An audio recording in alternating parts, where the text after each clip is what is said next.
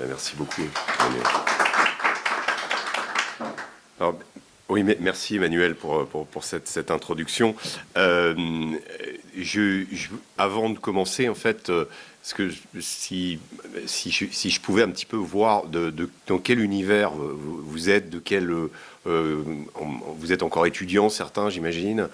Quels sont vos... Est-ce que certains, par exemple, c'est surtout ça que je voudrais savoir, sont amenés à faire du journalisme, ou en ont fait, ou s'orientent vers ce genre de carrière ou pas? Légèrement, c'est-à-dire. Je travaille pour Valérie Pécresse sur le groupe des Républicains et je rédige D'accord. des articles, j'interview, là j'étais à l'Assemblée tout à l'heure. D'accord. Donc, mais côté, en fait, tu travailles pour les Républicains. pour les Républicains. Donc, tu es engagé en politique. Exactement. D'accord. Donc, tu es de l'autre côté, quoi. Oui. D'une certaine façon. Alors, je suis embauchée par la région de France, mais effectivement, Ouais. je n'ai pas ma carte pour le moment de carte. D'accord. Mais effectivement, il y a un parti pris. Oui. D'accord. Donc voilà. Donc et les autres, non, oui. Est-ce que vous... Moi, je travaille dans une radio, ça se voit pas, mais... D'accord. Ok. Laquelle? Merci. D'accord. Ok. Non, mais question parce que je dirais en préambule et de façon un petit peu provocatrice que ceux qui veulent s'engager, en tout cas faire du journalisme aujourd'hui, je dirais que c'est triste d'en arriver à parler de sa passion comme ça, mais c'est tellement difficile d'arriver à en vivre aujourd'hui. Je fais partie d'une profession qui est sinistrée, qui s'est considérablement appauvrie. Hein. Alors, pour compléter un petit peu l'introduction, ça fait 25 ans que je travaille à Paris Match. J'ai la chance de travailler encore dans ce média qui donne encore les moyens aux reporters de faire des reportages. 25 ans, je viens de fêter mes 50 ans, donc j'ai passé la moitié de ma vie dans ce journal, mais j'ai vu malheureusement cette profession s'appauvrir considérablement et être finalement bouffée par la com. J'entends bouffée par la com, bouffée par, vous remarquez dans le paysage médiatique aujourd'hui, vous avez beaucoup de présentateurs ou de gens qui vous disent ce qu'il faut penser. Je peux en citer certains, Christophe Barbier, Jean-Michel Apathy et autres, sans que leurs paroles ne soient absolument connectées au réel. C'est-à-dire, c'est des gens qui travaillent, hein, je ne dis pas qu'ils sont ce qu'on appelle des éditorialistes ou des analystes. Et en fait, le métier de journaliste, malheureusement, avec la médiatisation, hein, c'est un phénomène, et encore plus peut-être avec Twitter et les réseaux sociaux, est devenu un métier d'image et un métier qui, c'est, à mon sens, en tout cas, pas tous les journalistes, hein, je vous rassure, mais s'est éloigné de sa mission première. C'est-à-dire que le problème, c'est aujourd'hui, dans beaucoup de cas, le journaliste lui-même est le sujet. L'exemple parachevé de tout ça, et j'ai rien contre lui, hein, c'est plutôt un mec sympathique, c'est Cyril Hanouna. Par exemple, Cyril Hanouna, c'est l'incarnation, en fait, c'est lui dans le show. Peu importe sur quoi il parle. Là, il est allé interviewer Jean-Marie Le Pen. La semaine d'avant, il y avait une émission sur Michael Jackson. J'y suis allé, j'avais couvert le procès de Jackson en 2005 aux États-Unis et il m'a invité à son émission. Et j'ai regardé ça, je me suis dit, j'ai longuement hésité à y aller en me disant, moi, je ne suis pas du tout dans cette sphère. Mais j'y suis allé pour regarder un peu ce cirque incroyable qui est en fait, voilà, c'est du théâtre. On est dans une mise en scène permanente. Mise en scène, alors, Cyril Hanouna est l'incarnation, mais ça existe au niveau des blogueurs, au niveau des réseaux sociaux, où des gens passent leur vie à se mettre en scène, en fait. On est dans une culture du selfie, en fait. Et par rapport au type de journalisme dont je vais vous parler ce soir, c'est différent, quoi. C'est-à-dire que moi, ma façon de faire du journalisme et ma façon dont on m'a appris, justement, dont mes pairs en journalisme à Paris Match m'ont appris, c'est d'abord un journalisme d'écriture, un journalisme de faits et un journalisme qui, même si parfois, oui, il peut vous arriver de faire partie de l'histoire, en général, c'est pas bon. C'est pas bon quand vous devenez le sujet du reportage, ça veut dire qu'il vous est arrivé quelque chose de grave ou que c'est obligé. Mais sinon, vous êtes là pour raconter les histoires des gens. En fait, votre mission première, c'est d'aller dans des endroits. Et dans ma carrière, j'ai eu cette chance inouïe dans Paris Match, grâce à Paris Match, de pouvoir aller pénétrer dans des sociétés, parler à des hommes politiques rares, en fait, c'est-à-dire d'avoir des moments comme ça où on a l'impression d'accompagner l'histoire.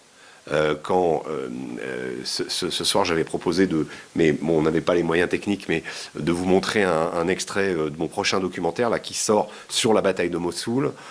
Quand on est dans les circonstances dans lesquelles on était il y a 2 ans à accompagner les soldats en première ligne de la bataille de Mossoul, on accompagne l'histoire en marche, c'est-à-dire on accompagne une armée qui est en train de reconquérir la plus grande ville tenue par l'État islamique.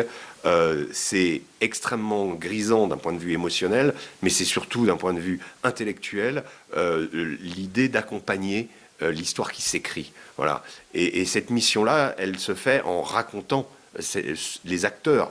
Et ces acteurs, vous êtes avec eux, mais en réalité, vous n'avez rien à faire là. Vous n'êtes là que pour témoigner. Vous n'êtes là que parce qu'ils vous ont laissé ce petit espace qui va vous permettre justement de raconter. Voilà. Et dans Paris Match, on ne fait que ça. Alors, pour revenir, arriver sur le sujet du jour, qui est la couverture des guerres. Alors, la couverture des guerres, évidemment, cette année, nous, on fête, là, dans un mois, les 70 ans de Paris Match. Donc ça fait 70 ans que Paris Match a comme mission le grand reportage. Ça, c'est un des piliers du journal. Il y a d'autres choses, hein. Il y a de la politique, il y a du people, il y a voilà, des célébrités, plus que ça d'ailleurs.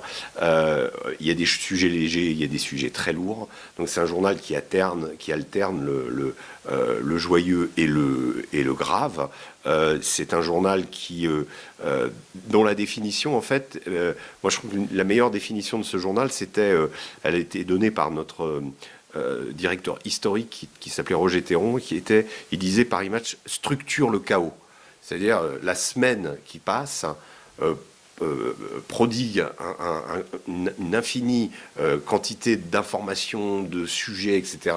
Et l'idée de présenter dans Paris Match, justement, c'est de raconter la vie de cette semaine, la vie des gens, l'infiniment proches, l'infiniment lointains, en les amenant dans des endroits où ils n'iront jamais, en leur faisant découvrir des personnages qu'ils ne verront jamais, des personnages très éloignés, très fantasmés, et en même temps aussi dans les faits divers, dans ce qui se passe aujourd'hui, les gilets jaunes et autres, des phénomènes qui sont très proches d'eux.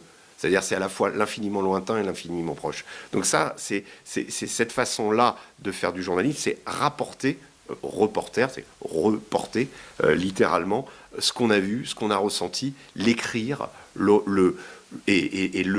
avoir justement cette ambition pour le lecteur de le faire le mieux possible. Et donc c'est un journaliste plutôt à l'anglo-saxonne, c'est-à-dire basé sur le factuel, basé sur les bonnes histoires, les histoires bien ficelées.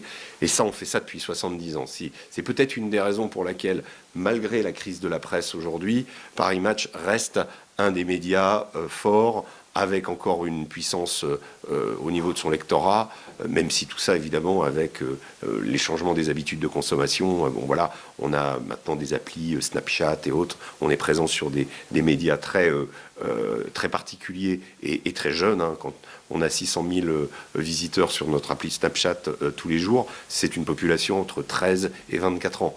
Le lecteur moyen de Match, pour vous donner une idée, c'est 53-54 ans. C'est une femme à 61%. Voilà, donc on n'est pas du tout sur les mêmes populations, mais on trouve intéressant que pour toucher ces jeunes, on essaye justement d'utiliser ces plateformes et de les développer. Bon, évidemment, le site web, voilà, et tout un tas d'autres applications. Mais c'est un effort permanent pour porter cette expérience Match qui reste globalement la même, c'est-à-dire une entrée par la photographie, par l'image, ça on l'a fait de tout temps, et par l'aspect humain des choses. C'est-à-dire ce qui est intéressant dans ce métier, c'est quand on va raconter la vie des gens, c'est on va les mettre en scène, on va presque avoir le rôle d'un réalisateur. Alors dans un conflit, c'est quelque chose d'assez dans un conflit, c'est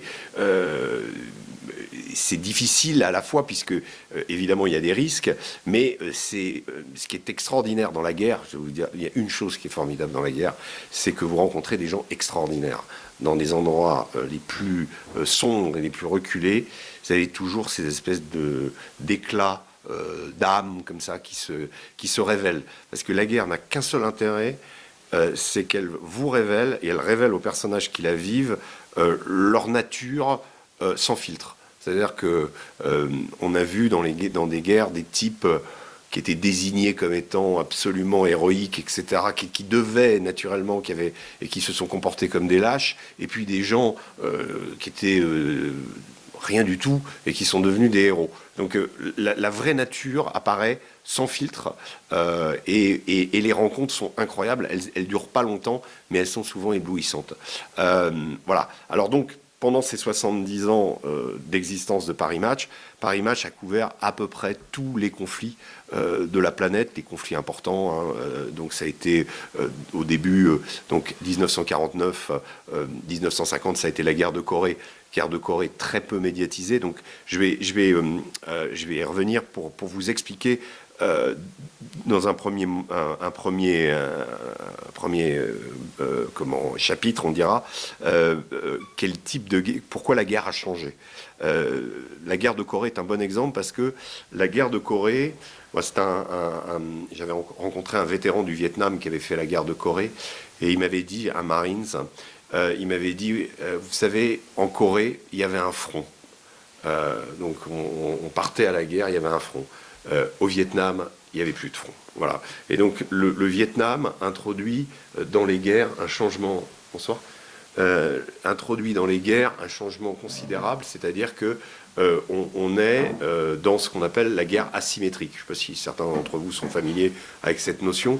C'est-à-dire que la guerre asymétrique, c'est une guerre avec un faible et un fort. Et je ne dis pas que les guerres d'avant, front contre front, pouvait y avoir des puissances, mais on ne faisait pas la guerre comme on l'a fait au Vietnam. Et au Vietnam, un certain nombre les problèmes que les Américains ont rencontrés dans cette guerre, c'est qu'ils ne comprenaient pas leur adversaire. Je me souviens le ministre de la Défense à l'époque américain, c'est un type qui s'appelait Robert McNamara. Et Robert McNamara, en 1992, il a rencontré Giap, qui était le général, le commandant en chef des forces Viet Cong nord-vietnamiennes. Et c'était la première fois qu'ils se rencontraient dans leur vie. Et il a posé une question à Giap. Il lui a dit, j'ai toujours voulu savoir pourquoi, durant l'offensive du Tet, alors l'offensive du Tet, c'est l'offensive charnière de la guerre du Vietnam. C'est en 1968, février 68. Tout le monde, l'armée américaine dit le Viet Cong est à genoux, ils n'ont plus la capacité de monter une opération, la guerre va finir et on va gagner. Et manque de chance, donc l'offensive du Tet, le Tet voulant dire le nouvel an en Asie, eh bien l'armée nord-vietnamienne va lancer une offensive sur tous les fronts. Ils vont perdre plus de 500 000 hommes. C'est juste énorme. Mais dans l'opinion américaine, ils vont réussir à introduire délibérément l'idée que la guerre n'est plus gagnable. Donc en fait, c'est à partir du Tet où le Viet Cong perd militairement, mais il gagne, un peu comme la France aussi avec la bataille d'Alger, il perd une défaite militaire, une victoire militaire apparente de la puissance, en l'occurrence la France ou les États-Unis, se transforme politiquement en une défaite. Voilà. Et l'idée du Viet Cong, c'était justement de sacrifier ses combattants de façon à créer ce doute dans l'opinion américaine.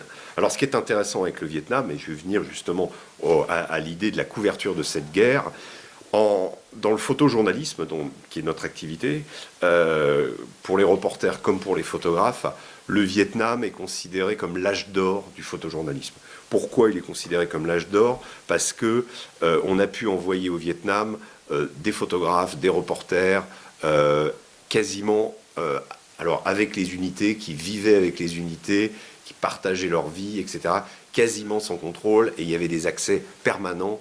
Voilà. Seulement, ce qui s'est passé au Vietnam, c'est que la guerre, pour la première fois, elle se gagne sur le champ de bataille, mais elle se perd médiatiquement. Et ces photographes, évidemment, ont ramené des images qui ont contribué. Il n'y a pas que des photographes, hein, il y a des caméramans aussi. Par exemple, je me souviens de la chaîne CBS qui était très en pointe sur ses reportages au Vietnam. La chaîne CBS, dont le présentateur était un type qui s'appelait Walter Cronkite. Et Walter Cronkite, tous les soirs, donc il y avait le journal de 18h, il s'invitait chez les Américains suivaient la guerre, et il correspondait avec un type qui était sur le terrain, qui accompagnait une unité. C'était très facile. Donc, et un soir, dans un des programmes, Walter Cronkite interviewait le reporter qui était avec une compagnie, il y avait un village, derrière il y avait des toiles, des maisons avec des toits en chaume, et tout à coup le reporter se rend compte que l'unité avec laquelle il évolue est en train de mettre le feu au village. C'est-à-dire, il voit les types arriver avec des torches en direct, et ça évidemment, c'est-à-dire que les Américains au Vietnam se sont rendus compte que certaines de leurs troupes pouvaient, en gros, psychologiquement, se comporter comme des nazis. Alors, or, les Américains se percevaient comme ceux qui avaient vaincu les nazis, donc ce qu'on a appelé the Greatest Generation, c'est-à-dire la génération des combattants de la Seconde Guerre mondiale. Et cette Greatest Generation, eh bien, tout à coup, elle devenait, on s'apercevait qu'il y a eu des massacres, il y a le massacre du village de My Lai, et que ces faits, eh bien, ont contribué évidemment à renvoyer à l'Amérique une mauvaise image d'elle-même, et donc à accélérer justement le désintérêt, ou en tout cas le dégoût du peuple américain pour cette guerre. Donc le Vietnam a été très important d'un point de vue de l'image. Il a été, voilà, l'âge d'or du photojournalisme, parce que un certain nombre de reporters et de photographes ont pu se rendre sur le terrain, ramener des images incroyables. Je pense à Don McCullin, par exemple, ou à Larry Burroughs, Catherine Leroy.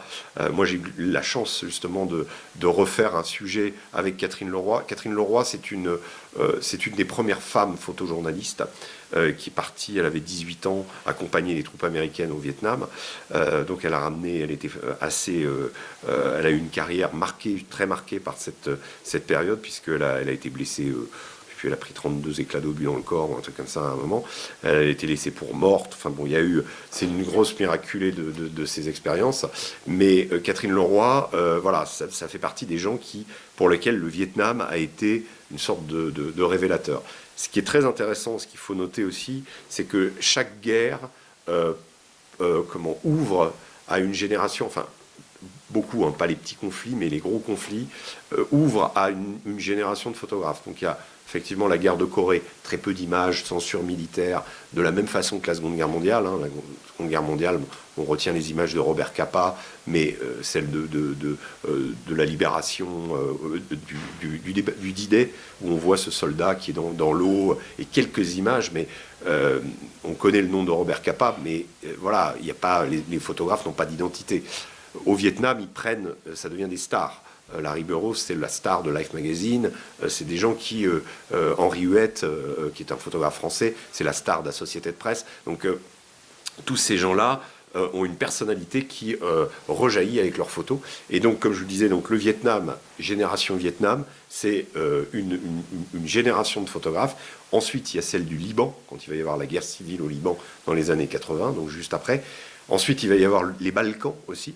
Alors les Balkans, moi, c'est l'époque où j'ai commencé ma carrière à Paris Match, c'est-à-dire les années 95, 94, 95, où voilà, c'était la Tchétchénie, c'était des guerres de l'Est, le mur avait explosé, l'URSS avait disparu, et donc tout ça se recomposait dans un bain de sang souvent. La Yougoslavie avait disparu également. Donc à la faveur de ces conflits, une génération de photographes est née. Ça, c'est directement celle avant la mienne, photographe et de reporter. Moi, je n'ai pas participé au conflit des Balkans, et pour moi, ce qui était déterminant, c'est le 11 septembre, puisque le 11 septembre, ça, c'est encore une date charnière qui va faire une nouvelle génération de photographes. Afghanistan, invasion de l'Afghanistan, Irak ensuite. et tous ces conflits extrêmement pesants, extrêmement meurtriers, qui pèsent aussi sur les populations, qui pèsent financièrement aussi, qui ont impliqué l'Amérique. Le Vietnam, au maximum de l'engagement américain, il y a eu 535 000 soldats. C'est énorme, mais il y avait ce qu'on appelait la conscription, c'est-à-dire il y avait le service militaire obligatoire pour être envoyé au Vietnam, ce qui a pesé aussi sur la société américaine de façon considérable. En Irak, on est dans une armée professionnelle. On est monté au maximum à 150 000 hommes. Mais 150 000 hommes présents sur le théâtre irakien, c'est énorme dans un pays. Voilà. Et pour l'Amérique, c'était énorme. Donc ça a fait des guerres. L'Afghanistan, c'est plutôt 80 000 à 100 000 à certaines époques. Et aujourd'hui, on est autour de 25 ou 30 000 encore de présents en Irak. Il y a encore des Américains, mais là, on est plus sur de l'appui et de la formation, comme les Français le font aussi, des unités irakiennes qui, à la faveur justement de la reconquête du territoire de Daesh, a mûri, a gagné en cohérence et aujourd'hui c'est relativement une bonne armée maintenant. Mais voilà. Donc il y a à chaque fois et puis la dernière génération, je dirais, les petits jeunes, c'est la génération printemps arabe. Alors printemps arabe avec le cas de la Syrie qui est qui pose, on en fera peut-être un petit aperçu à la fin sur la Syrie parce que c'est très très particulier. Donc tout ça pour vous dire que voilà comment. La façon dont on travaille pour l'idée de couvrir une guerre. Quand on va couvrir une guerre, d'abord, on ne part pas couvrir une guerre comme ça. Hein. Vous n'arrivez pas à Paris Match ou au Monde ou à Libération ou dans d'autres journaux et vous dites je veux partir couvrir la guerre. Ça prend un petit peu de temps avant que vous arriviez à ce stade-là. C'est vrai que le reportage de guerre, moi je considère que je ne me considère pas comme un reporter de guerre. Je suis un reporter, j'ai fait tout type de reportage, dont la guerre. Voilà. Mais je dirais que je ne fais pas que la guerre. Donc l'idée, oui, on va couvrir des guerres, certes. C'est vrai qu'en termes d'engagement et en termes de parcours de vie, ça reste la chose peut-être la plus intense la chose qui va forger le plus nos personnalités, surtout avec ces guerres asymétriques dont je vous parlais. Pourquoi je disais guerre asymétrique? Tout simplement parce que la question du danger, quand on va sur un terrain de conflit, on nous dit fais attention à toi, etc. Oui, c'est vrai, il faut faire attention à soi. On fait au maximum attention à nous, mais moi, je connais des gens qui ont été blessés parce qu'un obus est tombé sur leur tente alors qu'ils étaient complètement sur l'arrière et qu'il n'y avait aucune offensive, ni rien ce qui se passait dans le secteur. C'est-à-dire qu'on on reste dans la configuration Vietnam où l'ennemi est prêt à tout pour infliger des blessures à la force occupante, en gros. Et en fait, ce qui est quand même intéressant, c'est que les guerres se répondent dans la mesure où on part pour l'Afghanistan ou pour l'Irak de guerres dites de libération, pour la Libye également. Et puis, comme la libération, une fois que tout est cassé, il faut bien qu'une force tienne le pays en un seul morceau, sinon c'est l'anarchie. La Libye, on n'en est quand même pas loin. Mais c'est-à-dire qu'en fait, on se rend compte que la plupart de ces conflits modernes n'ont pas de plan B.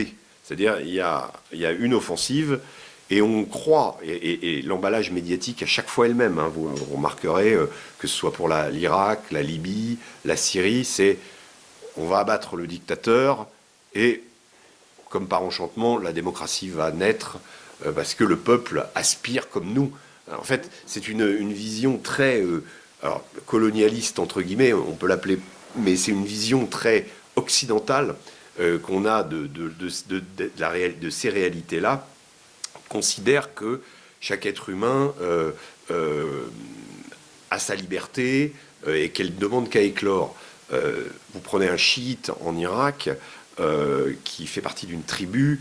Pour lui, la notion de liberté, c'est de pouvoir voter, ou de voter, c'est de pouvoir voter comme le chef de tribu. Voilà.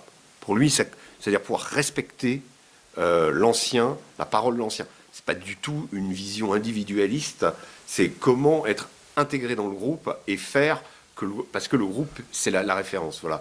Donc la notion de liberté, et ça, quelqu'un comme George Bush, par exemple, avait vraiment cette sacro-sainte croyance que chaque être humain a une part de liberté et qu'elle ne demande qu'à éclore, et que attaquer l'Irak, renverser Saddam Hussein, c'était une manière de... voilà. Seulement le problème, c'est quand vous avez quelqu'un comme Saddam Hussein qui est là depuis 30 ans au pouvoir, qui a créé une chose, c'est pas que Saddam Hussein avec son côté grand quignolesque, ses armes à feu et sa moustache et son côté un petit peu, comment dire, Nabucodonosor, quoi, l'espèce d'empereur. C'est pas que lui. La société est complètement quadrillée par un truc qui s'appelle le parti basse. Et le parti basse, si le parti s'en va, c'est les juges, le parti nomme les juges. En fait, il fait fonctionner toute la société. Ça ne veut pas dire que c'est un absolu, hein, le parti basse, c'est quand même une belle saloperie. Mais quand vous enlevez le parti basse, ben, il reste quoi? Il reste ceux qui sont prêts derrière, c'est-à-dire essentiellement les religieux. Parce qu'eux, ils ont un ordre, ils ont une stratégie, et eux, ils savent où ils vont. Le reste, voilà, donc rapidement dans l'insurrection, dans les insurrections qui se sont créées en Afghanistan ou en Irak, la dimension religieuse a pris le dessus. Et ça a été le même cas en Syrie, où là aussi, on a vu dans l'émergence de la révolution syrienne une sorte de copie de ce qui s'était passé en Tunisie, de ce qui s'était passé en Libye, de ce qui est... Voilà. Et on y a projeté avec toutes nos forces et avec tout notre effet médiatique, d'une certaine façon, on a projeté sur la Syrie un peu l'idée que la révolution triompherait, que on arriverait à imposer la démocratie, etc., etc. Donc ça, ça se passe très souvent de cette façon-là. Donc, pour couvrir ces conflits, pour revenir sur le rôle du reporter et du photographe, oui, foutre les pieds dans ces pays-là, c'est déjà prendre un risque. Moi, j'ai vu des scènes, je me souviens, à Bagdad en 2006, dans de mes premiers reportages en Irak, j'ai vu des scènes où des types cagoulés étaient sur un pick-up. Ils sont arrivés, on était en civil, on était dans une voiture civile. On a vu des types arriver cagoulés, complètement en camouflé, avec donc un fusil mitrailleur à l'arrière d'un pick-up, et un autre groupe est arrivé cagoulé, avec aussi pas des patchs. Ils ont commencé à se tirer dessus. On n'a jamais su, on était à regarder, on ne savait pas qui tirait sur qui, ni pourquoi. Voilà. Donc c'est Bagdad, hiver 2006, c'est-à-dire c'est la pleine période des règlements de compte de type ethno-confessionnel, c'est-à-dire les chiites contre les sunnites, quoi. Globalement, les chiites prennent le dessus dans la capitale et ils essaient d'expulser tous les éléments sunnites vers la province d'Anbar qui est à l'ouest. Donc, méthodiquement, ils vont prendre maison par maison pour essayer justement d'homogénéiser, de rendre Bagdad uniquement chiite. Donc, voilà, ça c'est ce genre de choses où quand vous êtes un soldat américain au milieu de tout ça, et je me souviens d'exemples où il y avait des affrontements, on faisait des opérations, on défendait des mosquées pour que l'office puisse se tenir, des mosquées sunnites qui étaient l'objet de ce qu'on appelait les escadrons de la mort. C'était des milices chiites parallèles à l'armée du Mahdi, qui venaient, qui s'infiltraient depuis Sadr City, etc. Depuis Choula, qui était un quartier aussi chiite au nord. Et en fait, qui grignotait tous les quartiers. Donc ça, ce genre de choses, quand le soldat américain, lui, n'a pas alors nous on comprend la dynamique, mais le soldat américain, je me souviens d'exemples aussi d'un jeune soldat qui venait d'arriver dans l'unité. On était dans un quartier chiite, et les chiites, à la différence des sunnites, eux, sont autorisés à représenter leurs imams, leurs prophètes. Donc l'imam Ali, il est partout, il est très très beau. Il y a l'imam Hussein, l'imam Ali. En gros, c'est les deux principaux. On les voit. Et effectivement, l'imam Ali, il a ce visage avec cette barbe, etc. Et ce jeune soldat américain de dire dans le Humvee, c'est fantastique. Ils ont même, et ces gens sont formidables, ils ont même mis des portraits du Christ. Voilà. Donc, bon, ses copains lui ont expliqué que c'était pas tout à fait ça. Mais voilà, donc il y avait cette espèce de naïveté de dire, voilà, on est là. Les Américains disaient toujours, I'm here to make a difference. I'm here to do good. Voilà, c'est toujours l'idée que on occupe pour, faut bien se donner une raison, mais on est là pour libérer ces gens, for the Iraqi people, machin, pour que en gros les Irakiens deviennent des Américains un peu, quoi, qui soient un peu comme nous, quoi. Voilà, c'est aussi un truc très américain, moins français ça, mais très américain d'imaginer qu'en fait que pourquoi, ce qui est inconcevable pour un Américain, c'est que quelqu'un d'un autre pays ne veuille pas devenir américain. Ça, c'est un truc. Alors, je parle des catégories classe moyenne, quoi, mais c'est très caractéristique chez les Américains, ce genre de choses. Donc voilà, donc nous, on a passé beaucoup de temps, évidemment, à ces époques-là, dans ces circonstances-là, donc on vit avec l'unité. Ça, c'est un peu différent du Vietnam, c'est-à-dire qu'on ne peut pas changer d'unité, mais quand la guerre devient complètement chaotique et que vous êtes dans une situation de guerre civile au sein d'une ville comme Bagdad, c'est extrêmement intéressant parce que d'être avec une unité, on ne va pas pouvoir vous cacher des choses. S'il y a un IED qui explose sous la roue du véhicule qui est devant vous, ou s'il y a un obus qui tombe, voilà, vous êtes là. Et donc vous prenez des photos et vous vivez avec les soldats. Les soldats vous finissent par vous oublier. Enfin, au début, il y avait toujours cette espèce de petit... parce que moi j'étais français, je travaillais avec un photographe américain, donc j'ai beaucoup travaillé avec ce photographe qui malheureusement a été tué en Libye au moment de la chute de Kadhafi. Et j'ai fait donc l'Irak, il s'appelait Chris Ondros, j'ai fait donc l'Irak, l'Afghanistan avec lui. Et lui, voilà, il travaillait pour l'agence Getty, et qui était une agence américaine. Donc pour moi, c'était plus facile d'accéder grâce à lui aux unités américaines parce que à chaque fois, moi, je me payais ah oui, vous êtes français, vous ne nous soutenez pas. Donc c'était un peu tendu au début.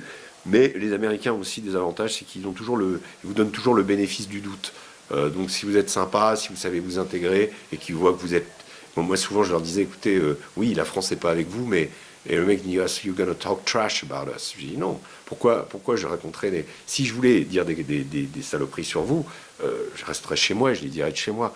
Et ça, le mec il dit, ah ouais, ok, si je viens vous accompagner, si je prends le risque de venir ici, c'est quand même que, bon, voilà, je suis pas là que pour dire du mal.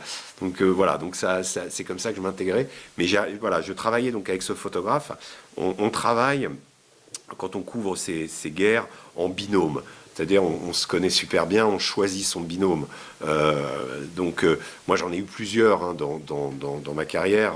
Il y en a un autre donc avec qui j'ai couvert Mossoul qui s'appelle Alvaro Canovas. Lui, voilà, c'est un des grands photographes de Paris Match. J'ai travaillé avec d'autres photographes, David Turnley, d'autres photographes américains, des photographes français aussi. Mais bon, essentiellement, avec ces deux-là, avec Chris et Alvaro. Donc voilà, donc en fait on fonctionne un peu en couple, c'est-à-dire que quand le reporter sur le terrain, le photographe il a souvent une vision très alors il a sa composition, son cadre quand il va faire son image. Il y a de l'action, il y a un truc qui se passe, c'est un contact, bon, ça pète de partout, il fait ses photos, et puis, mais il voit pas ce qu'il y a à côté, il voit pas forcément ce qu'il y a derrière, et vous êtes là, quoi. Et moi, ça m'est arrivé plusieurs fois de dire à Alvaro, ou à Chris aussi, faut qu'on se barre, quoi, là, on reste pas, quoi. C'est quand tout à coup vous êtes dans une rue, et puis vous êtes un peu isolé par rapport à l'unité, il y a une distribution de nourriture, ou de couverture, je me souviens d'un jour. Et puis, il y avait une foule qui était dans la rue avant, il y avait des enfants partout, et puis tout à coup, il n'y a plus d'enfants. Ça, en général, c'est un signe qu'il va se passer un truc. Donc, et ça, Alvaro, qui était focalisé sur... Non, c'était Chris, qui était focalisé sur cette distribution de couverture. Il y avait toujours des femmes qui venaient pleurer pour avoir une couverture. Je ne sais pas très bien pourquoi ils avaient besoin de couverture. Il faisait 50 degrés, mais bon. Et ça, c'est aussi des choses, parfois, il y a vous savez, il y a une logique qui n'est pas toujours immédiatement perceptible. Mais donc, lui, il était focalisé là-dessus. Et je lui ai dit, écoute, il faut qu'on se barre aussi. Une autre fois, on avait accompagné une unité en pleine nuit. pour faire un mur entre deux communautés pour empêcher ces fameux escadrons. Donc il y avait, il y avait une grue. On avait escorté une grue qu'on était allé chercher, un truc complètement dingue, parce qu'il y avait à l'époque beaucoup d'IED. Vous savez ce que c'est les IED, il n'y a pas de problème. Donc c'est les bombes en gros sous la route. Il y en avait énormément dans Bagdad et c'était déjà prendre un risque fou d'aller chercher à l'autre bout de la ville une grue, de l'escorter pour revenir dans le quartier et à la fin, au milieu de la nuit, d'aller la remettre là-bas. Donc une espèce de truc, tout ça pour arrêter les infiltrations. Et donc on s'était positionné pendant que le chantier se construisait. On avait fait des photos du chantier, et puis au bout d'un moment, ça devenait extrêmement rébarbatif, il ne se passait rien. Donc on va se mettre sur un toit avec une unité, il y avait un sniper, voilà, il y a un poste qui est mis sur le toit, et on se dit, tiens, il fait bon, on est à Bagdad en plein été, c'était en juillet, voilà, à minuit, il fait encore 20-25 degrés, très agréable, donc on somnole, et Chris, lui, s'endort. Et à un moment, je commence à entendre des tirs un peu plus loin. Je vois le soldat, il me dit oh, police stations are being attacked, machin. But it's not, we're not gonna move. Bon, okay. Donc on entend les tirs. Puis au bout d'un moment, je dis, j'entends les tirs qui se rapprochent. Quoi. Déjà, je dors plus, mais mon pote dort toujours. Et puis au bout d'un moment, bon, les tirs étaient, je commençais à avoir des balles et les soldats se repliaient. Donc là, je réveille Chris et je lui dis, voilà, faut qu'on se barre, quoi. Faut pas qu'on reste parce que quand tu commences à voir les balles, mais il y a des choses comme ça à Bagdad, des parties de tennis, je me souviens où tout à coup il y a des balles qui arrivaient sur le court, des choses comme ça, quoi. C'est très parce qu'il y avait une milice qui affrontait une autre et qui est un mec qui tirait. Parfois, c'est pas ça peut arriver pendant un match de foot, par exemple. Il y a un truc qu'ont les Irakiens, c'est ce qu'ils font, les Américains appellent ça celebratory gunfire. C'est-à-dire, il y a un but de marquer, alors les mecs, ils prennent leur calache et ils tirent en l'air. Sauf que parfois, ils tirent comme ça. Et il y a un mec dans le quartier d'à côté, et il y a eu des morts comme ça. Un mec qui prend la balle avec l'inertie, et voilà. Ça, c'est des trucs à l'irakienne, des réjouissances à l'irakienne. Et voilà.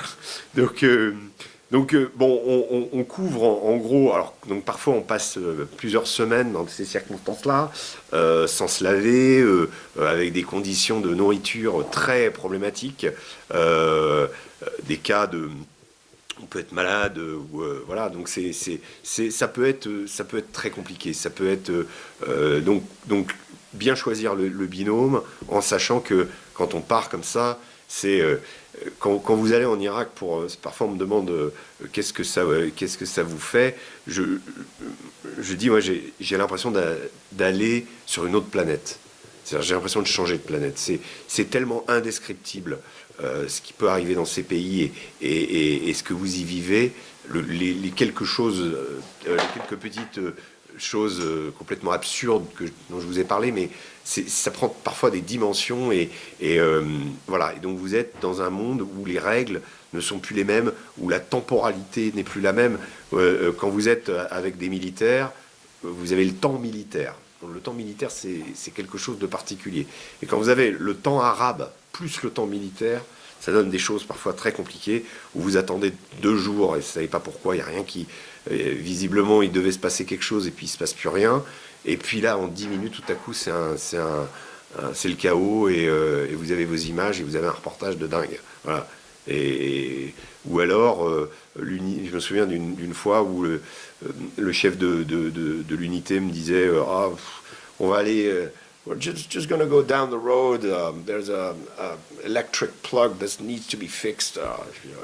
You don't have to come with us. Bon, si on n'a rien à faire, on va les accompagner, etc. Il y a des moments très très chiants comme ça où on fait rien. On passe des journées et on accompagne les mecs et paf, embuscade.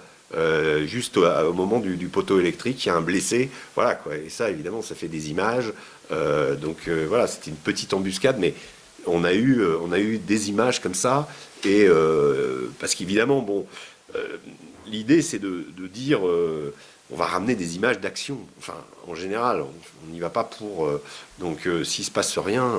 C'est toujours un peu problématique. Donc on ne va pas rechercher, parce qu'on ne va pas fabriquer des fausses images, on ne va pas rechercher spécialement le contact, on cherche à raconter une histoire vraie, donc on cherche au maximum à accompagner les troupes dans n'importe quelle circonstance. C'est ça la clé Et puis bon, parfois il faut laisser les événements et laisser ces fameux temps dont je vous parle, temps musulman, on dira Inch'Allah, fameux ah ça se passe pas aujourd'hui, ah Inch'Allah, Inch'Allah.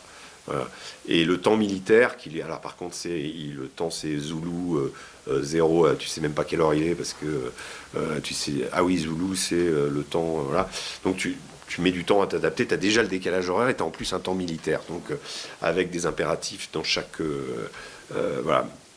Donc ça, ces conflits-là, je dirais, c'est la partie, vous êtes avec une unité. Parfois, vous n'avez pas... vous pouvez être avec des forces beaucoup plus, comment dire, des guérillas, des groupes rebelles, des choses qui sont militarisées, mais bon, c'est plutôt, on est plutôt dans la configuration gang avec des armes au milieu d'un conflit. Alors là, oui, vous sympathisez avec les mecs. Alors, ça, c'était vrai pour l'époque Nicaragua, les sandinistes au Salvador. C'était cette époque-là. Le journaliste était... les rebelles qui accueillaient le journaliste n'étaient pas naïfs, ils savaient qu'ils allaient mettre la lumière sur leur cause. Bon, avec les conflits modernes, le journaliste est devenu progressivement un objet de rançon, donc l'otage, quoi, donc ce qui a été... plus récemment encore, une cible. C'est-à-dire, aujourd'hui, ça devient... il y a des zones de guerre où il est quasiment impossible de pénétrer. Sur l'histoire de la Syrie, donc pour faire un aparté là-dessus, à partir de 2012, quand il a commencé à avoir des journalistes qui ont été enlevés, et quand l'État islamique justement a gagné du terrain, y compris sur les autres groupes rebelles, on a cessé d'envoyer des gens couvrir le camp rebelle. C'était un camp au départ qui était extrêmement accueillant, puisqu'ils voulaient montrer qu'ils se battaient contre Assad et qu'ils allaient faire la révolution, et voilà. Donc on a eu énormément d'accès sur la période mars 2011, début de la guerre en Syrie, et jusqu'à peu près à la fin de l'année 2012. Ensuite, donc, un certain nombre de nos confrères ont été donc, kidnappés. Je pense en particulier à Didier François, Édouard Elias, qui ont été, ou Nicolas Hénin, qui ont été donc kidnappés. Et là, bon... il y a eu d'autres photographes espagnols, il y a eu des Américains, etc. On a arrêté. Donc couvrir la Syrie, ça voulait dire quoi? Ça voulait dire forcément aller du côté gouvernemental. Alors côté gouvernemental, c'est très contrôlé, mais on peut faire du bon journalisme côté gouvernemental, comme on pouvait faire du bon journalisme côté rebelle, où c'était aussi très contrôlé. C'est-à-dire que les mecs qui sont là, ils t'escortent, s'ils n'ont pas envie que tu photographies un truc, ils te le disent. Donc, et il n'y a pas de liberté absolue pour le photographe de photographier ce qu'il veut, et pour le journaliste d'aller où il veut. Donc c'est extrêmement contraignant. On est dans des circonstances où, pour aller d'un point A à un point B, c'est compliqué. Il y a des checkpoints. Les checkpoints, par exemple, donc, pour vous donner une idée, moi j'ai couvert la guerre en Syrie. Sur les 4 dernières années, j'ai fait 8 reportages en Syrie. Donc, je suis arrivé à des moments... j'ai fait la reconquête de Palmyre. J'ai fait donc, le siège d'Alep, la chute d'Alep-Est. J'ai fait la Ghouta aussi l'année dernière, il y a 1 an exactement, la chute de la Ghouta. Et donc dans chacune de ces phases, c'est aujourd'hui si on va en Syrie, je dirais que par rapport à ces périodes 2014-2015, il y a environ les 2 tiers des checkpoints qui ont disparu. C'est-à-dire qu'on est dans une phase où la guerre est au ralenti. Il ne reste plus que la province d'Idlib au nord-ouest qui est encore tenue par les rebelles. L'État islamique a été vaincu. Bon, il y a encore une présence résiduelle dans ce qu'on appelle la Badia Shamia, qui est le désert de l'Est, près de la frontière irakienne, où il y a encore une présence de l'État islamique, sous forme de guérilla, mais il n'a plus de contrôle territorial. Les rebelles, en revanche, du ex-front al-Nusra, qui aujourd'hui s'appelle Hayat Tahrir al-Sham, contrôlent donc la province d'Idlib avec d'autres groupes. il y a environ 30 000 djihadistes, groupes djihadistes qui sont dans cette zone-là, avec à peu près 3 millions d'habitants. Donc le cas n'est pas réglé, hein. Plus les Kurdes au nord et les Turcs qui occupent certaines parties. Dommage que j'ai pas de carte, mais bon, j'imagine que vous voyez à peu près la carte de la Syrie. Donc aujourd'hui, bon, complexe de couvrir la Syrie. Donc, beaucoup de mes confrères, eux, l'ont couverte chez les Kurdes, qui était aussi une option très intéressante, puisque les Kurdes donc, allaient au combat contre l'État islamique, mais aussi parfois contre des groupes rebelles. Moi, j'ai eu l'occasion, avec les forces gouvernementales à Alep, de sympathiser, passer un peu de temps avec les Kurdes du YPG qui contrôlait un quartier qui s'appelle à Alep Cher Maksoud et qui est le quartier kurde. Et donc les Kurdes au début de la guerre étaient avec les rebelles et rapidement quand les rebelles se sont devenus djihadistes, les Kurdes évidemment qui sont laïcs et communistes ont fait scission et ont rejoint le camp gouvernemental qu'ils ont aidé pour reconquérir la ville. Donc j'ai passé un peu de temps avec eux. C'était aussi très intéressant comme approche puisque on n'est pas du tout sur le même fonctionnement. Donc on arrive à couvrir, on arrive à aller, mais comme je vous le disais, la question des checkpoints pouvait être très problématique. À une époque, je pense à septembre 2016, sur la route d'Alep, je vous passe les pénuries d'essence, les trucs où tout à coup il y a une offensive de Daesh qui a repris des puits de pétrole et il n'y a plus d'essence, sauf pour l'armée. Donc toi, tu es là à te dire, merde, est-ce que je vais pouvoir aller jusqu'à Alep, sachant que c'est 10 heures de voyage, voilà, sur une route très compliquée. En gros, la route pour aller à Alep, c'était une bande de 20 km qui était contrôlée par l'armée syrienne. À droite, vous aviez Al-Qaïda, donc Nusra, et à gauche, l'État islamique. Donc voilà, fallait bien faire gaffe de rester sur la route, quoi. Et voilà. C'est des périodes donc avec des checkpoints et je comprenais pas, ça c'est vraiment un truc qui m'avait marqué, je comprenais pas pourquoi quand les checkpoints étaient les petits checkpoints où il y avait alors le checkpoint, quelles que soient les circonstances, quelles que soient les guerres, c'est toujours un endroit compliqué où le militaire déteste être pris en photo. On ne sait pas pourquoi, il faut pas prendre les militaires pour être sur un checkpoint.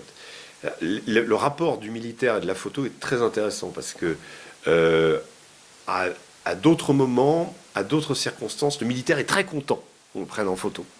Et parfois, il est très content même quand il a fait des exactions. Il va vous montrer les mecs qu'il a butés et il va être très fier de... voilà, ça peut... il va chercher parfois à dissimuler son visage par peur d'on ne sait quoi, ou... au contraire, il va se montrer. Donc, il y a un truc. Il y aurait peut-être une thèse à écrire sur le militaire et la photographie. C'est toute armée confondue. Militaire, il y a deux choses. Il y a des constantes aussi. Dès qu'il y a un pont, il y a un checkpoint. Ça, c'est un truc. Contrôle le pont. Ça, c'est vraiment un truc de militaire. N'importe quelle armée. Il y a un pont, ils installent un truc et ils contrôlent. Voilà. C'est vrai qu'il y a un pont, il y a deux rives, etc. Mais ça, c'est vraiment les. Voilà. Et le checkpoint. Et là, donc, septembre 2016.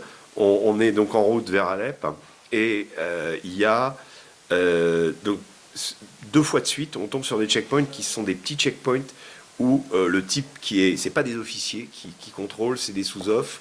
Et là, les mecs, ils regardent nos passeports, ils regardent nos tronches. Alors, on est avec un type du gouvernement qui est là, qui a des autorisations, donc il faut montrer les autorisations. C'est une feuille dorée avec un aigle dessus, il y a un mec qui a signé, enfin bref, on voit nos noms, voilà. Donc c'est ça, c'est l'autorisation. Et toujours le même format, et nos passeports. Et là, j'entends Sahafi, donc journaliste, et puis Daesh. Pourquoi il parle de Daesh? Et on perd une demi-heure, premier checkpoint, les mecs nous regardent, machin. Finalement, il accepte de nous laisser partir. On ne sait pas très bien pourquoi, ni quand, ni comment, pourquoi ça se fait. Donc, on repart. Deuxième checkpoint, pareil, on perd encore une demi-heure. Et là, je demande et j'entends encore Sahafi Daesh. J'ai dit, qu'est-ce que c'est? Ou Sahafi Faransi. Et ensuite, après, j'entends Daesh, donc le journaliste français. Et là, j'entends... je vais demander à Roussam, mon fixeur, je dis, mais pourquoi ils disent Sahafi Faransi? Pourquoi ils disent Daesh? Et là, il me dit, mais Régis, tu sais... les Français qui connaissent, c'est que les mecs de Daesh, c'est les volontaires français de Daesh. Bien que tu te rends compte que eux, la vision de la France qu'ils ont, c'est ça. Voilà. Donc tu vois, donc t'es pas forcément welcome en étant français. Hein. Pas qu'avec les Américains parce que tu participes pas à la guerre en Irak. Là, t'es avec l'armée syrienne. Les mecs, d'abord, t'es un ennemi. Ton pays est ennemi de la Syrie. Moi, j'ai des généraux comme ça qui m'ont dit. Je me souviens d'un général à Alep. Il me dit mais je vous arrête. Vous fatiguez pas à me demander comment on a reconquis. Vous avez qu'à demander à votre ministre de la Défense. Ils ont des drones. Ils voient tout ce qu'on fait. Vous lui demandez, voilà, mais me posez pas la question. Mec, mais vraiment hostile, quoi. Et bon, tu dis, voilà, je suis quand même là pour raconter une histoire, etc. Donc voilà, c'est Alors ça, c'est aussi une autre caractéristique qui complique les choses sur le terrain, c'est cette permanence de vous êtes français, vous êtes perçu comme le représentant du gouvernement français. Alors, c'est très dommageable quand, dans des circonstances comme la présence avec des troupes américaines ou avec des troupes syriennes, où le gouvernement français n'est pas sur la position des gens avec qui vous accueillent, ou est foncièrement hostile, puisque la France a soutenu la rébellion en Syrie, y compris lui a livré des armes, etc. Et ça, les mecs le savent, hein, ça, ils te le font comprendre. Donc c'est toujours problématique. On a souvent à expliquer que on est là, on est journaliste, on n'est pas là pour donner notre opinion aussi, ou on n'est pas des diplomates, quoi. On n'est pas des gens qui voilà.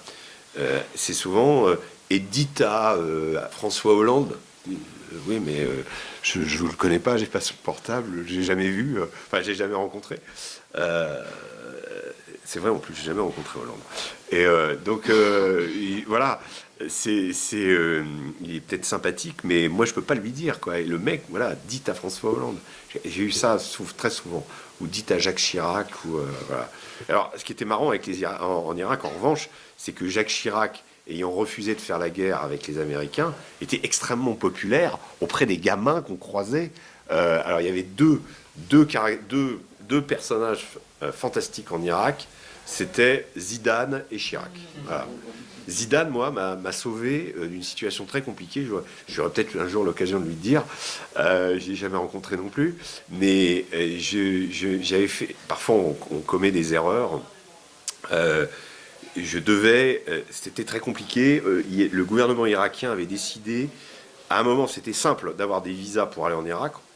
On arrivait à l'aéroport, on faisait notre visa pour $2 dans un petit bureau et on passait, impeccable. Et puis tout à coup, on arrive et là, il faut, donc c'est plus $2, c'est 50. Il faut demander, on est emmerdé, etc. Donc on a des visas provisoires, redémarche, etc. Et on apprend qu'il faut faire ce qu'on appelle un exit visa. Pour pouvoir quitter le pays, il faut faire un exit visa avec un test du sida. Donc, il faut qu'on aille dans un hôpital. Vous imaginez un hôpital irakien qui reçoit pas loin de 80 blessés par IED par nuit, quoi. C'est-à-dire qu'à cette époque-là, il y a une explosion dans Bagdad toutes les demi-heures, quoi. Toutes les demi-heures, il y a un car-bombe ou un marché où il y a un massacre. Et donc, c'est dans ce genre d'hôpital qu'il va falloir qu'on aille se faire un test du sida. Et on se dit, ok, on va le faire, mais... donc, on prend tous les risques pour aller dans cet hôpital. On s'est dit avec mon photographe, avec Chris, on s'est regardé, s'est dit, si l'aiguille n'est pas dans le truc, on ne le fait pas, quoi. On fait pas parce que c'est le genre de truc tu vas faire un test du sida et tu ressors avec le sida, quoi. Et donc on arrive, les aiguilles étaient impeccables et là le type c'était un espèce de moustachu avec un costume, tu sais, les costumes qui puent la clope là, tu vois, les espèces de loden, machin, enfin de trucs en laine, quoi. Très sympathique, il faisait ça à merveille.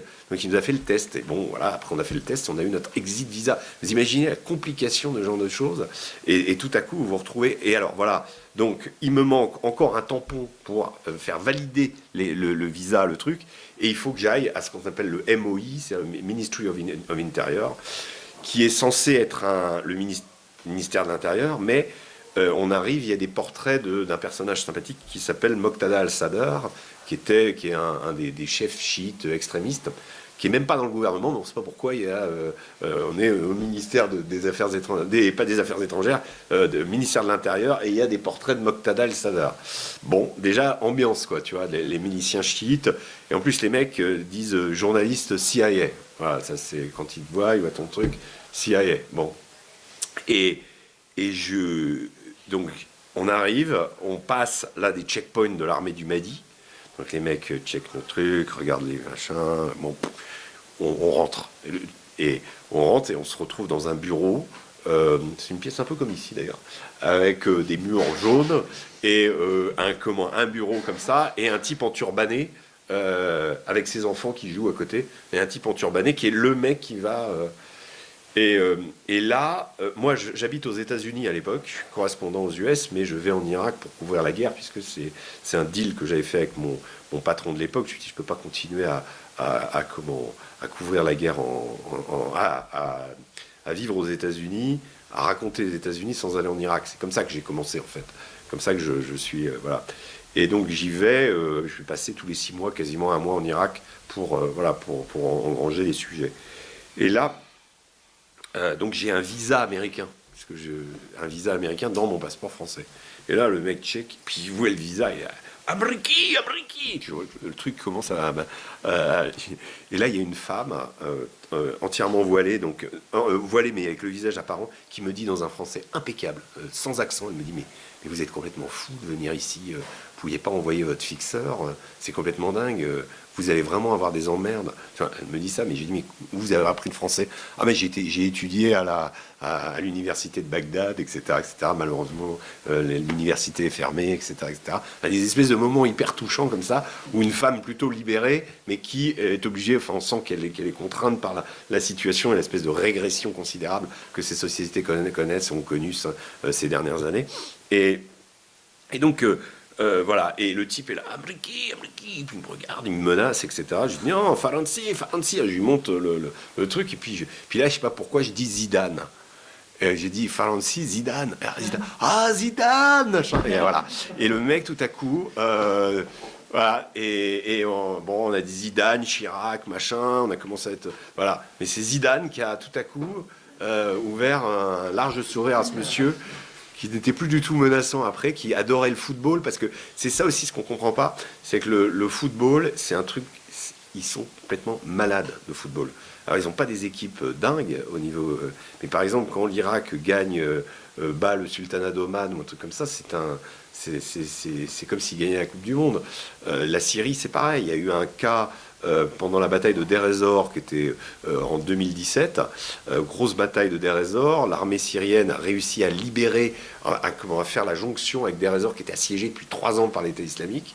Donc la ville est libérée, et ce soir-là, il y a la Syrie bat l'Iran. Et en fait, on s'est rendu compte que c'était un moment où les combats avaient complètement arrêté, enfin, à part pour Deir ez-Zor, les combats avaient complètement arrêté, chez les rebelles comme chez le gouvernement, parce que là, pour une fois, pendant la guerre, il n'y avait pas l'équipe nationale, il y avait 2 mecs qui étaient dans la rébellion, qui étaient originaires de Homs, et donc ils ne voulaient pas jouer avec les autres, qui considéraient comme des pro-Assad. Donc il y avait... Et là, miraculeusement, ils ont décidé, c'est une équipe qui ne joue qu'à l'extérieur, donc ils ne jouent pas en Syrie, et là ils avaient décidé de faire fi de leurs différences et de rejouer comme une équipe nationale. Et bien tout le monde, dans les zones rebelles, comme dans les zones gouvernementales, a regardé le match, et pour une fois il y a eu une espèce de communion des Syriens, quelle que soit leur appartenance, sur ce match de foot où, oui, ils avaient, alors je ne sais même plus s'ils avaient perdu ou... non, ils avaient gagné, ou ils ont peut-être fait 1-1. Mais face à l'Iran, c'était juste génial, quoi. Ils étaient enchantés. Donc ça, le foot est un élément extrêmement important.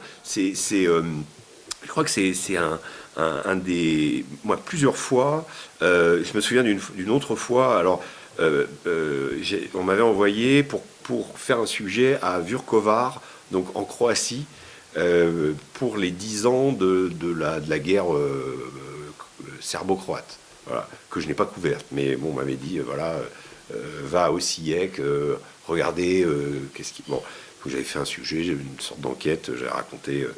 Mais là j'avais pas de photographe. Et donc je me suis retrouvé à un moment dans la Pampa, avec, donc chez les Croates. Et je me suis fait arrêter par une milice. Alors c'est jamais bon quand vous voyez un mec avec un fut camouflé, un autre truc. Quand la milice n'est pas pas d'uniforme vraiment, c'est pas bon du tout, quoi. Ce genre de truc, vous risquez de vous faire dépouiller. C'est mieux d'avoir des mecs en uniforme. Alors, trop de bérets avec des couleurs différentes, c'est pas bon non plus. Bon, voilà, il y a des petits trucs comme ça. Mais bon, et là, je me souviens, les mecs m'arrêtent et je vois, il y avait un stade de foot à côté. Et miraculeusement, je me souviens du nom du buteur croate. Alors, avec les Croates, impossible de parler à quoi que ce soit. Je me souviens du nom du buteur croate de la demi-finale, vous savez, où Lilian Thuram a marqué ses 2 buts, la fameuse demi-finale de 98, France-Croatie. Et la France a gagné 2-1. Et les Croates avaient ouvert le score et je me souvenais du buteur. Et je sors le nom du buteur, je dis France, ah. Et alors tout à coup, voilà, pareil, on parle foot, enfin, on balance les noms de l'équipe de France. Et je me souvenais, les mecs étaient hyper heureux que je me souvienne de leur buteur, qui est devenu un héros d'ailleurs. Pendant la finale France-Croatie la dernière fois, ils en ont parlé de ce gars. Je crois qu'il est maintenant, il entraîne une équipe ou un truc comme ça, mais c'est un vrai, c'est quelqu'un de connu en Croatie, quoi. Voilà. Et donc voilà, donc le foot, c'est quelque chose d'important au niveau journalistique. Si vous suivez le foot, tout de suite, il y a un point d'entrée. Alors, sur la question du langage, ça c'est une chose problématique. Il faut savoir, par exemple, que quand on fait du reportage, vous avez un niveau d'anglais ou un niveau d'espagnol qui est correct. Vous n'allez pas avoir besoin d'utiliser votre niveau d'anglais très correct. C'est-à-dire qu'en fait, il va falloir, avec votre interlocuteur, vous allez parler un sabir, un mélange d'anglais avec des mots d'arabe, voilà. Et en fait, vous établissez une sorte de modus vivendi avec des notions que vous connaissez, et vous arrivez à communiquer comme ça. Donc, je crois qu'il y a le terme globish, qui est un anglais global, quoi, globish. Voilà. Et avec ça, en fait, et de l'espagnol aussi, ça marche très très bien. Les gens que vous rencontrez, évidemment, ont des rudiments d'anglais, et donc voilà, donc vous arrivez à établir une sorte d'équilibre et à vous faire comprendre, au moins pour l'essentiel. Alors après, quand il s'agit de conduire une interview, c'est vrai que voilà, c'est mieux d'avoir un traducteur. Parfois, c'est mieux. Moi, j'ai fait des sujets au Mexique avec un fixeur, traducteur qui ne parlait qu'espagnol. Mais j'ai préféré, moi je parle espagnol, j'ai préféré le prendre lui parce qu'il avait une connaissance énorme du terrain et que c'était très très dangereux. Le Mexique, c'est vraiment j'ai failli mourir moi au Mexique, j'ai failli me faire tuer. Et grâce à ce fixeur qui parlait qu'espagnol, mais bon, voilà, parfois quand on a le choix entre un mec qui connaît très bien le terrain et un type qui connaît mal le terrain, mais qui va vous faire une bonne traduction en français, il vaut mieux prendre le mec qui parle qu'espagnol. Donc en fait, voilà, donc parfois vous passez complètement de la traduction, mais parce que c'est pas possible, parce que voilà, vous manquez de temps, ou les circonstances font que vous n'avez pas le temps d'interviewer. Donc ça c'est toujours, ça peut être frustrant, mais bon, voilà. Donc où j'en étais, oui. Le problème, donc, ces difficultés dont je vous ai parlé, difficulté d'accéder au front, difficulté d'accéder aussi à certaines zones, les dangers font que de moins en moins de médias envoient des reporters. Alors, la solution pour eux, c'est de se baser sur des types qui sont sur place. Des types extraordinaires, hein, qui au départ étaient fixeurs, puis deviennent reporters. Au départ, ils étaient chauffeurs en Irak, et des mecs comme ça sont devenus photographes, des très bons photographes. L'autre jour, j'ai eu une rencontre très intéressante avec 2 jeunes photographes d'AFP, qui étaient des Syriens dans la Routa l'année dernière, et on a échangé nos points de vue, puisque moi j'étais donc côté Assad, mais j'avais fait mon sujet sur les convois qui quittaient la Ghouta et qui partaient à Idlib. Donc j'ai essentiellement dans mon papier sur la Ghouta parlé avec des rebelles et donc qui avaient accepté de quitter leur ville. Et ces jeunes reporters, donc qui sont des gamins des rues, qui ont juste pris un appareil photo et qui ensuite comme il n'y avait personne pour documenter ce qui se passait, l'AFP les a voilà, et a permis qu'ils se retrouvent en France aujourd'hui. Et j'ai eu cette discussion avec eux.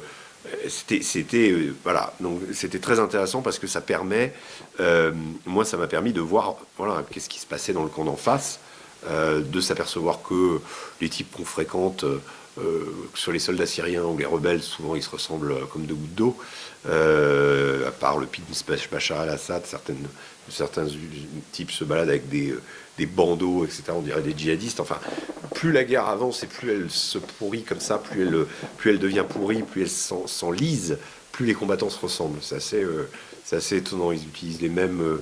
ils ont des langages différents, mais ils ont souvent des tenues de plus en plus proches, de plus en plus dépareillées, de plus en plus... et l'armée syrienne, c'est devenu une armée de contre-insurrection. C'est une armée... c'est plus du tout l'armée voilà, de l'époque d'Hafez avec des bataillons de chars, de l'artillerie, voilà. C'est aujourd'hui des corps très mobiles, très adaptés, très spécialisés dans la... D'abord, la moitié de l'armée syrienne a été tuée dans ce conflit, donc voilà. Sur les morts du conflit syrien, quand on est à peu près à 400 000, oui, il y a à peu près 150 000 qui sont des soldats de l'armée syrienne, de l'armée régulière. Il y a à peu près 80 000 rebelles. Le reste, c'est des civils. Sur les quelques 400 000 morts qu'a fait cette guerre. Donc voilà. Et donc, moi, je voulais vraiment insister là-dessus, sur le fait que, en dépit des périls qui peuvent exister, en dépit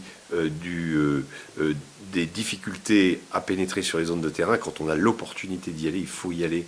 Parce qu'aujourd'hui, malheureusement, on a trop tendance, et je reviens un petit peu par rapport à ce que je disais au début, à voir la guerre comme en fait, il y a des mecs qui font des guerres sur Twitter, qui se balancent des insultes, voilà, et en fait, la connexion avec le terrain, c'est recycler de l'info qui vient du terrain peut-être, mais à un moment, mais qui progressivement est de plus en plus déconnecté. Et à l'heure des fake news, où les gens ont besoin de repères, il est absolument essentiel d'avoir des gens neutres, entre guillemets, qui ne sont pas connectés à un côté ou à un autre du conflit, et qui vont dans ces zones-là pour ramener une part de la réalité. Alors, on ne peut pas connaître toute la réalité, on ne montre pas tout, on ne voit pas tout, mais comme je dis souvent, moi, en y allant, on a quand même tendance on a quand même plus l'occasion d'en connaître un petit peu plus qu'en n'y allant pas. Voilà. Et malheureusement, aujourd'hui, y a beaucoup de gens qui ne font pas cet effort-là et qui parlent de la Syrie. Moi, il y a un certain nombre de spécialistes, je ne vais pas les nommer, mais de la Syrie qui n'ont jamais foutu les pieds en Syrie. C'est hallucinant. J'en nommais une, Marie Pelletier, si vous voyez cette personne qui intervient régulièrement. Alors elle dit non, je ne suis jamais allé en Syrie, mais je m'intéresse aux mots employés sur la Syrie, donc les mots MOTS, c'est-à-dire je m'intéresse à la narration du conflit. Oui, mais bon, c'est quand même un peu bizarre de s'intéresser à la narration d'un conflit qui concerne la Syrie sans jamais avoir foutu les pieds en Syrie. Voilà. Après, il y a d'autres spécialistes qui se sont fait des lettres de noblesse parce que ils avaient une petite expérience avant la guerre, ils y étaient allés, etc. Mais la Syrie avant la guerre et la Syrie d'aujourd'hui, c'est deux mondes complètement différents, c'est aussi deux planètes. Donc il y a eu beaucoup d'intox qui ont été relayés sur la Syrie. Alors c'est une guerre abominable, hein. Moi je pense que la guerre la plus... l'Irak c'est dur aussi, mais la désagrégation de la Syrie, moi tel que j'ai vu ces villes tomber en poussière, quoi. C'était très impressionnant. Le centre-ville de Homs, par exemple, vous avez... j'ai fait une vidéo la dernière fois, j'ai 3 minutes de vidéo on passe au centre-ville, on est en voiture, hein, donc on est à peu près à 60 km/h, il n'y a pas de feu dans cet endroit, il n'y a rien. On est à 60 km/h et 3 minutes, et je filme, et c'est à peu près la distance, c'est à peu près à la distance Levallois-Perret-Boulogne, si vous voulez.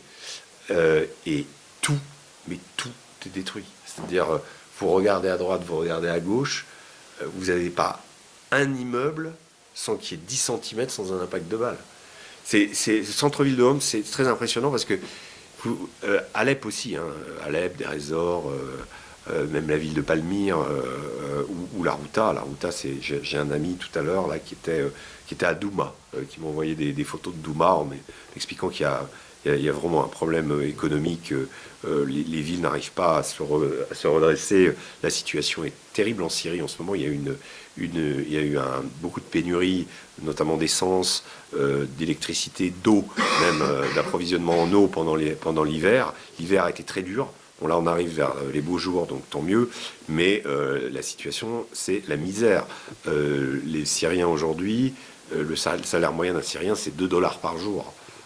Vous avez certains endroits, il y a 80% de chômage. Donc voilà, c'est une situation très dure. Il n'y a plus la guerre, mais économiquement, la Syrie reste complètement étranglée puisqu'elle est sous l'objet de sanctions de la part des pays occidentaux et à part la Russie et la Chine qui l'aident, pas grand monde.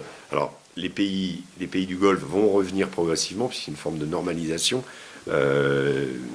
L'année dernière, les Émirats ont réouvert leur ambassade, donc il y a eu des signes comme ça qui montrent on parle de remettre la Syrie dans la Ligue arabe. Donc voilà, la renaissance va avoir lieu. Moi, j'ai fait un reportage sur Alep 1 an après pour voir où en était la renaissance. Alep étant peut-être la ville syrienne la plus dynamique. Hein. C'est une ville de commerce, c'est le poumon économique, le poumon industriel du Moyen-Orient, avec la proximité avec la Turquie. Donc Alep, c'était intéressant. Bon, il y a 1 an à Alep, il y avait encore un magasin sur 10 dans le souk qui était ouvert. Et essentiellement des magasins de téléphonie et des petits épiciers, mais sinon, voilà, l'industrie n'était pas encore là. La ville déblayait ses ruines, mais voilà. Et dans certains coins comme Homs, il y a rien à changer. Donc ça, c'est des circonstances. Voilà, le conflit est fini dans 80% de la Syrie. Il reste, mais ces 80% restent peine voilà. Et donc, face à ça, il y a eu très peu d'accès au terrain. Quand des gens comme moi ou d'autres, hein, je ne suis pas le seul hein, à avoir vécu ça, Franck Genozo de France 2, il y a eu des gens comme ça, on s'est fait mais insulter tout simplement parce qu'on on couvrait la Syrie en ayant des précautions de langage. C'était pas du tout des papiers ou des reportages apologétiques vis-à-vis de Bachar el-Assad, mais c'était assez effrayant de voir à quel point l'idéologie, ou en tout cas une certaine vision de la Syrie dominante dans la presse, dans les médias et au gouvernement, avait le dessus et on ne pouvait pas contester. Voilà, par exemple, on a eu énormément, je vous donne un seul exemple, on a eu énormément de mal à admettre que la rébellion a été assez rapidement gangrénée par les islamistes. Donc on continue à croire à la fiction d'une révolution syrienne, comme je vous disais au début, démocratique, avec tout à coup des gens qui allaient apporter le bonheur et la civilisation et chasser à jamais le clan Assad du pouvoir. C'était ça, cette vision-là, et certains commentateurs, experts, etc., se sont accrochés à cette vision pour ne présenter que ça. Et quand nous, on allait en Syrie, on disait, mais attendez, les rebelles, d'abord, ce qu'on en sait, ce qu'on en voit, ils sont barbus. Et moi, ce qui était très intéressant en rencontrant ces photographes d'AFP et en rencontrant aussi les rebelles au moment de la chute de la Routa, c'est que je me suis rendu compte que les mômes avec qui je discutais, ils appartenaient à un groupe qui s'appelait Felak al-Rahman, qui veut dire la Légion du Miséricordieux. Alors, bon, Felak al-Rahman, c'est pas un groupe djihadiste, c'est un groupe plutôt nationaliste syrien, d'opposition, anti-gouvernement, mais ce ne sont pas des... Et ces mecs-là, j'ai passé 2 heures avec eux, me racontaient que leur horreur, c'était Al-Qaïda, qui était chez eux, et Jaish al-Islam, qui était un autre groupe. Et ils ne pouvaient pas se saquer. Ils disaient que c'était des véritables salopards. Et les mecs, les jeunes photographes m'ont dit, mais Jaish al-Islam, pour nous, c'était pire que Bachar, au sein même des rebelles. Vous voyez? Donc ça, cette vision-là, elle échappe complètement à ceux qui considèrent qu'il y a un camp rebelle, que oui, il y a quelques barbus un peu dangereux, mais que finalement, le reste, c'est des... Voilà. Et quand vous discutez avec les gens, ben, ils ne vous disent pas du tout la même chose. Et j'ai assisté à des scènes, là aussi, j'ai ramené des vidéos qui sont intéressantes de ce point de vue. C'est-à-dire, j'ai pu filmer ça, où des soldats syriens et des officiers venaient, très pédagogues, expliquer aux jeunes, ne partez pas à Idlib. Les jeunes allaient prendre le car, ils avaient leur Kalachnikov, etc. Avec leurs enfants, ils étaient, voilà, déposez les armes, revenez avec nous. Et le principal point qui faisait que ces jeunes refusaient, c'est la perspective de faire leur service militaire. C'était l'idée d'être incorporé dans l'armée syrienne pour faire un service militaire. Ça, ils ne voulaient pas. Voilà. Mais globalement, le reste, bah, oui. Alors, c'est passionnant parce qu'il y avait le soldat qui expliquait, qui disait... alors, lui, il avait des grands yeux bleus, un accent alaouite. Je parle pas arabe. Enfin, j'arrive à m'exprimer, mais je veux dire, j'ai pas... mais par contre, je vois les différences d'accent voilà, entre les accents sunnites et les accents alaouites. C'est très caractéristique. C'est plutôt par zone que par confession. Hein. Mais les alaouites sont plutôt donc la caste régnante. Enfin, même si, encore une fois, c'est encore quand on dit les alaouites ici, on a l'impression que c'est des nababs qui sont... c'est le clan Assad et qu'ils ont mis sous coupe régler le pays. La majorité des alaouites, qui forment 10% de la population en Syrie, sont pauvres. Ça c'est jamais expliqué. Voilà, ils ont une pauvreté, il y a des quartiers alaouites pauvres à Damas, c'est pas du tout des gens nantis. Les chrétiens sont beaucoup plus riches que les alaouites. Donc voilà, bon, mais ce qui est intéressant, c'est de se rendre compte que dans leur perspective et voilà, vous recueillez la parole de gens qui sortent de 5 ans de siège, qui ont vu leur enclave tomber et qui décident de continuer le combat à Idlib. Cette parole-là, elle est intéressante, parce que confrontée avec celle de l'officier syrien, c'était quand même assez incroyable de voir ces deux mecs, ces groupes se parler et essayer de se convaincre, alors que 2 heures avant, ils se seraient tirés dessus. Voilà. Et donc, quand vous allez sur le terrain et que vous assistez à des scènes comme ça, c'est très riche. Et je me souviens de l'officier syrien, c'était très émouvant. L'officier syrien dit, mais revenez. Alors, ça, c'était le truc, revenez. Et les jeunes, donc les jeunes étaient très contents de parler. Ils avaient pas vu d'autres visages. Ils étaient très contents de nous voir, nous, parce que on était les premiers visages qui voyaient hors de leur enclave dans laquelle ils sont nés, de l'est de Damas. Certains parlaient quelques mots d'anglais. C'était très voilà. Et à un moment, l'officier syrien dit oui, mais la Syrie, c'est l'église et la mosquée côte à côte, comme au Liban, même si c'est pas une répartition confessionnelle, la Syrie.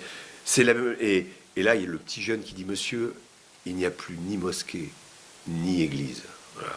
Et effectivement, tu regardais le quartier c'était Hiroshima, tu vois, derrière. Donc, effectivement, il n'y avait plus d'église. Mais j'ai trouvé cette remarque de ce jeune à cet officier qui essaie de le convaincre en disant, voilà, c'est ça la Syrie, mais il n'y a plus de mosquée, il n'y a plus d'église, il n'y a plus rien. C'est année zéro, quoi. Et là, c'est année zéro, la Syrie. Voilà. Alors, donc voilà. Donc, par rapport à la narration qui a été faite de ce conflit, moi, j'ai été absolument estomaqué de me rendre compte, par exemple, je donne d'autres exemples précis.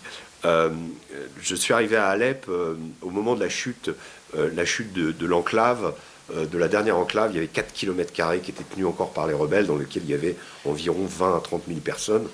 C'était la dernière poche, c'est le quartier de Ramousset. Donc le quartier de Ramousset, il est juste au moment où on arrive sur Alep, en partant de Damas, on fait ces 10 heures de route, et on arrive et il y a ce quartier-là. Donc on est arrivé le 15 décembre, en fin d'après-midi, et on arrive, coup de bol, c'est le moment où le premier convoi de bus, c'est les fameux bus verts, va se constituer, rentrer dans le quartier et prendre à peu près 500 personnes pour les amener à Idlib, donc toujours cette fameuse province, pour qu'ils évacuent. Donc c'est le premier. Donc je passe la journée devant ce quartier Donc le premier convoi part, donc on fait les photos, etc. On tombe vraiment à ce moment historique de la chute d'Alep-Est. Donc on assiste à ça et on revient le soir à notre hôtel, en les connexions décembre 2016. Bon, j'arrive à retrouver du Wi-Fi miraculeusement à un endroit de l'hôtel. Alors c'était pratique parce que c'est un hôtel quand même qui était à 500 mètres d'une ligne de front. Donc il faut faire très gaffe à ces grandes barres d'immeubles parce que, pour vous dire, on arrive le soir, donc après je vous reviendrai sur ce que je voulais vous dire, mais je fais un petit aparté. On nous monte nos chambres, on monte au 15e étage, et alors là, ce qui est très tentant, c'est de faire chambre avec vue sur la guerre. C'est-à-dire, vous avez la ligne de front. Alors, je confonds, ça c'était en septembre, mais c'était le même hôtel. Mais en septembre, on arrive et il y avait encore les rebelles étaient encore là, quoi, vraiment à 500 mètres, quoi. Et ce qui se passait, c'est que tout là, c'était ce qui était effrayant. Septembre 2016, c'était la puissance des frappes aériennes russes et syriennes sur les lignes de front. Mais c'était l'avion arrivait à 10h du soir, ça se terminait à 2h du matin. Nous, on dormait dans le même lit avec mon photographe qui ronflait.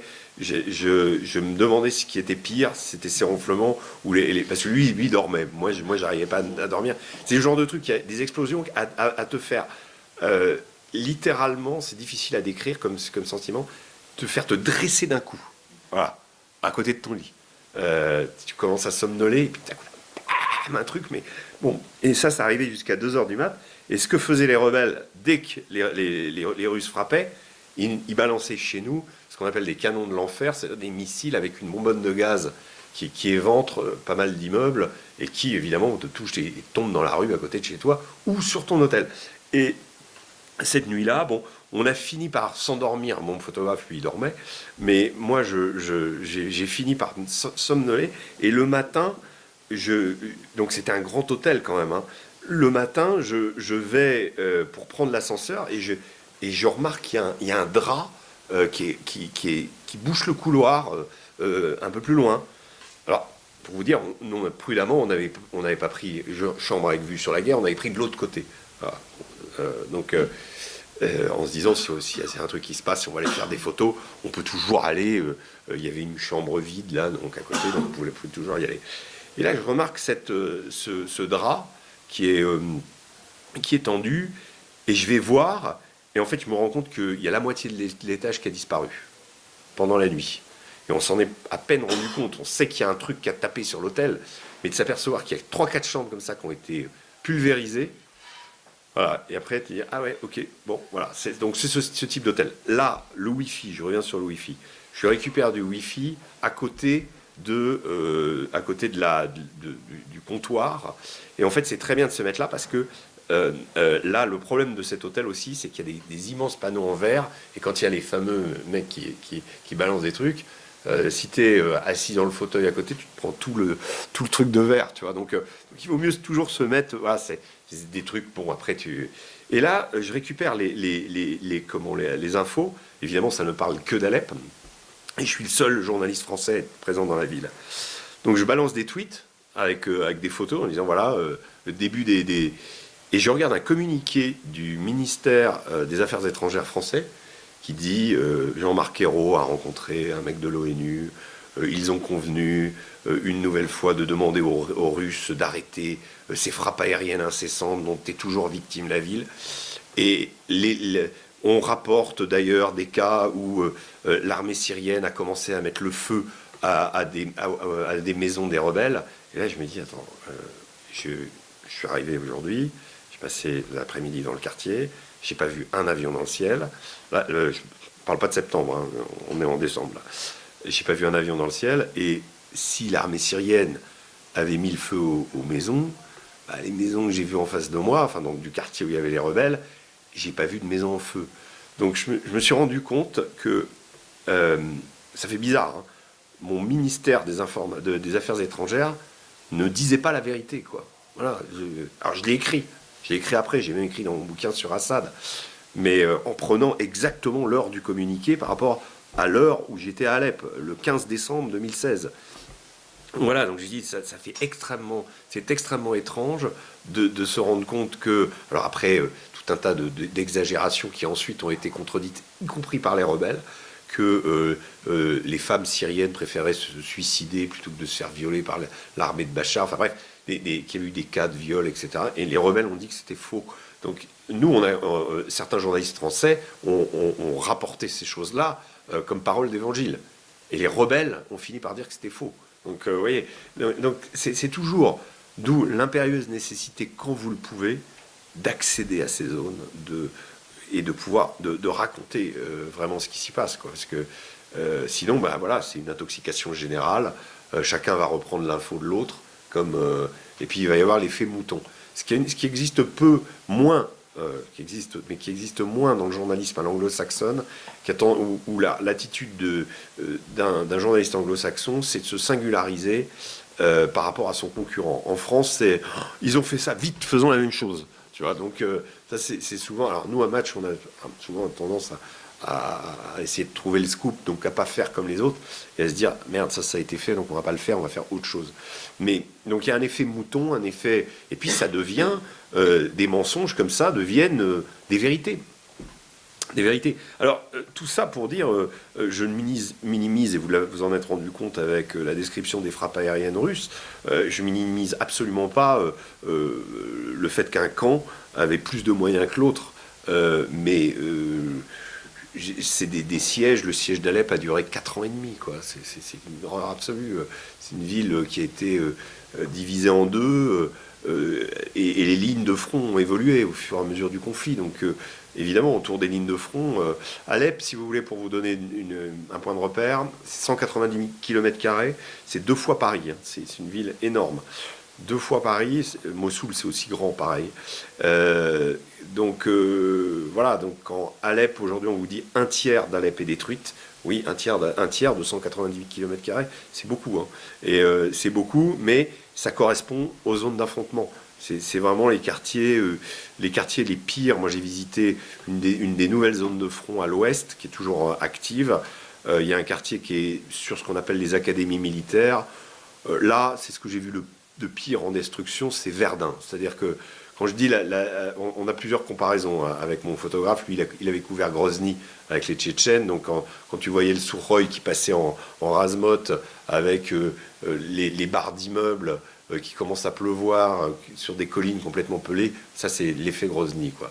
Ensuite, vous avez Stalingrad. Alors ça, il reste des immeubles, mais ils sont complètement pourris. Et puis Verdun, la donne Verdun, pour moi, c'est quand l'obus remodèle le paysage. C'est-à-dire qu'on a des vallons qui ont été faits par des explosions. Et tous les arbres sont complètement brûlés, il reste des petits troncs, voilà, un peu un effet napalm. Voilà. Ça, c'est la composante Verdun, et il y a des fronts à Alep qui ont été aussi endommagés. Mais globalement, la ville, elle est toujours sur pied. Hein. Il y a des quartiers qui ont été moins touchés, y compris les quartiers rebelles.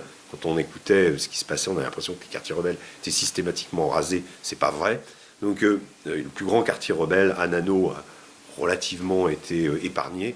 Donc, et des gens ont continué à y vivre. La preuve, quand les gens continuent à y vivre, qu'ils ne vont pas vivre dans des camps, en général, c'est qu'il y a moyen de... voilà, Donc voilà. Je sais pas, j'espère que j'ai dépassé le temps ou non. Mais là, C'est bon. vraiment, un très grand merci. Bon.